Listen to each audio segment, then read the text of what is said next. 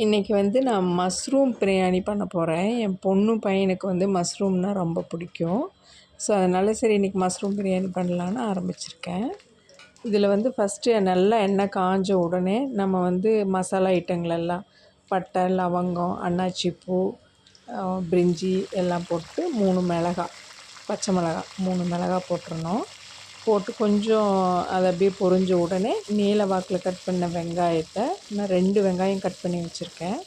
So நாங்கள் வந்து 4 பேர்த்துக்கு செய்கிறேன். 2 மஷ்ரூம் பேக்கெட்டு 4 பேர்த்துக்கு செய்கிறேன். ஸோ அந்த வெங்காயத்தை நல்லா வதக்கணும். எப்பவுமே வதங்குறதுல தான் பிரியாணி டேஸ்ட்டே கொடுக்கும். நல்லா வதக்கி நல்லா பொன்னிறமாக அப்படியே வந்துடணும் வெங்காயம்.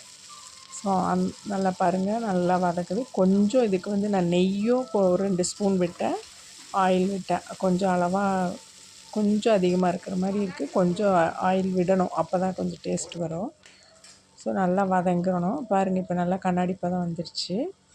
இப்போ நல்லா வதக்கிட்டு இங்கே பாருங்கள், நல்லா இப்போ எண்ணெய் பிரிஞ்சு வர்ற மாதிரி இருக்கா? ஸோ அந்த மாதிரி நல்லா வதக்கணும். வதக்கிட்டு இப்போ வந்து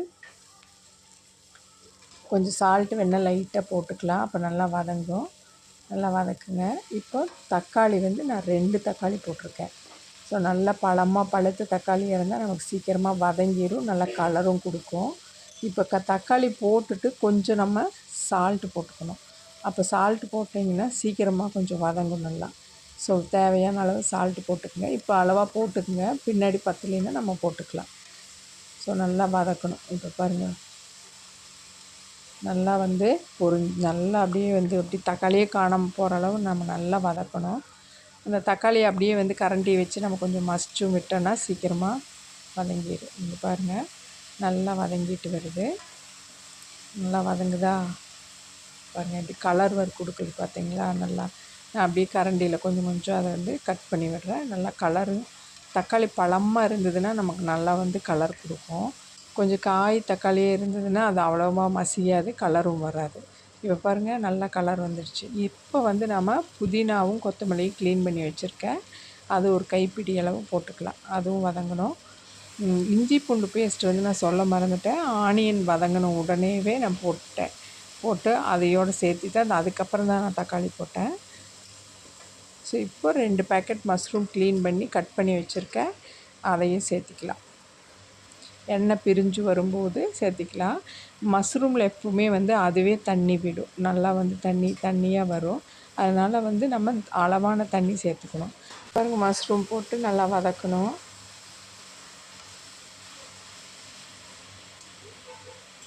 மஷ்ரூம் வந்து உடனே நம்ம தண்ணி ஊற்றி உடனே அரிசி போடக்கூடாது, நல்லா வதங்கணும். எப்போவுமே உங்களுக்கு தெரியும், பாஸ்மதி ரைஸுக்கு வந்து ஒரு ஆளாக்குக்கு நம்ம 1.5 தண்ணி ஊற்றணும். எதில் எடுக்கிறோமோ அதுலேயே 1.5 தண்ணி ஊற்றணும். இது பாருங்கள், நல்லா வதங்கிட்டு வருது. காரம் வந்து நம்ம காரத்துக்கு ஏற்ற மாதிரி மிளகாத்தூள், தனி மிளகாத்தூள் போட்டுக்கணும். நான் இதில் வந்து பிரியாணி மசால் தூள்லாம் சேர்க்கல, தனி மிளகாத்தூள் தான் போட்டிருக்கேன். பச்சை மிளகா 3 போட்டிருக்கோம்.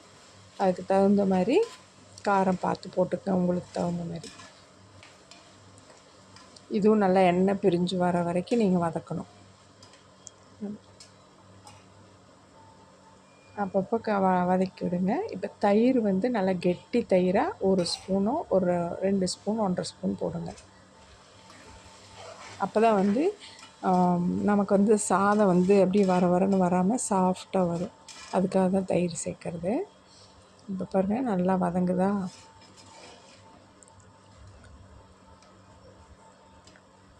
இப்போ பாருங்கள், எண்ணெய் அப்படியே தண்ணி விடுது பார்த்தீங்களா மஷ்ரூமில்?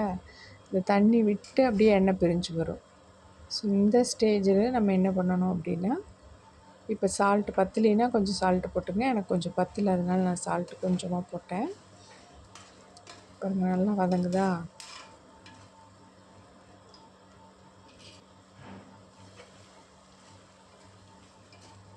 பக்கத்துலேயே நின்று நல்லா இப்படி வதக்கி விடணும். விட்டுட்டு போனீங்கன்னா அடி பிடிச்சிரும், அப்புறம் வேறு மாதிரி ஸ்மெல் வர ஆரம்பிச்சிடும். இப்போ நான் கொஞ்சமாக கரம் மசாலா கொஞ்சம் சேர்த்துனேன், சும்மா வாசனை கொஞ்சமாக லைட்டாக தான் சேர்த்துனேன். ஒரு 1/4 டீஸ்பூன் அளவு வந்து கரம் மசாலா போட்டேன்.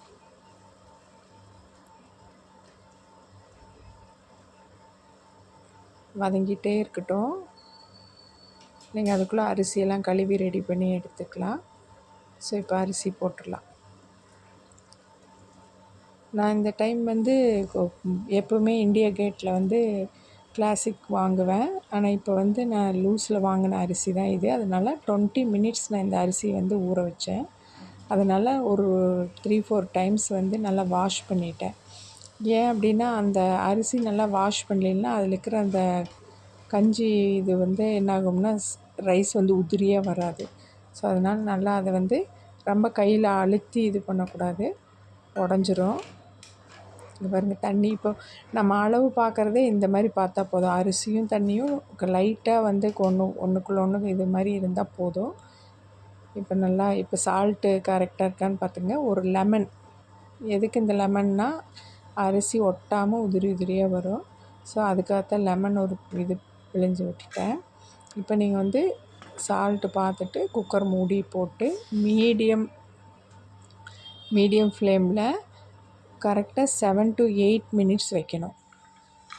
அதுக்கப்புறம் ஒரு 3 மினிட்ஸ் வந்து நம்ம என்ன பண்ணணும்னா சிம்மில் வச்சுட்டு இங்கே பாருங்கள் இப்போ எடுத்துகிட்டேன். வாவ், சூப்பராக வந்திருக்குது பாருங்கள். ஒன்றோட ஒன்று ஒட்டாமல் ரைஸ் வந்து நல்லா டேஸ்டியாக நல்லா சூப்பராக பார்க்குறக்கே நல்லா இருக்குது, சாப்பிட்லாம் போல் இருக்குது.